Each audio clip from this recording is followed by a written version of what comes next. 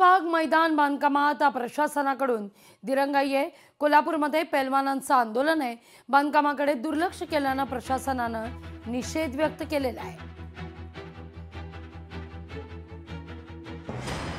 कोल्हापूरमधील छत्रपती शाहू खासबाग मैदानाची दुरावस्था झाली आहे।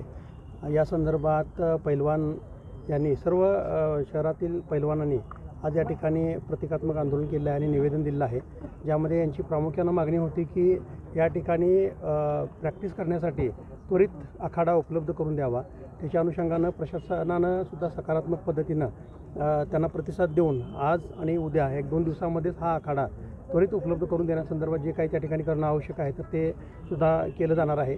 1912 साली छत्रपती राजश्री शाहू महाराजांनी हे त्यांचं स्वप्न होतं की अशा पद्धतीचं मैदान हे कोल्हापूरमध्ये निर्माण झालं पाहिजे आणि त्यांनी ते स्वप्न पूर्ण केलं। या ठिकाणी आत्तापर्यंत अनेक दिग्गज पैलवान रथी महारथी पैलवानांच्या कुस्त्या या ठिकाणी झालेल्या आहेत। अनेक पैलवानांनी या ठिकाणी सराव केलेला आहे। तर आज जर ही परिस्थिती बघितली, या मैदानाची अवस्था बघितली तर अत्यंत विटंबना करून या मैदानाची विटंबना झालेली आहे। माझी एवढीच प्रशासनाला विनंती आहे, मी एक खेळाडू आहे, मी आहे, पण शाहू महाराजांनी माझ्या कोल्हापूर जिल्ह्या आणि कोल्हापूर शहराच्या पैलवानांसाठी जे केलं आणि अनेक आंतरराष्ट्रीय खेळाडू इथं हिंदी केसरी बिसरी होऊन गेलेले आहेत। आज तिची अवस्था बघितल्यानंतर वाईट वाटलं।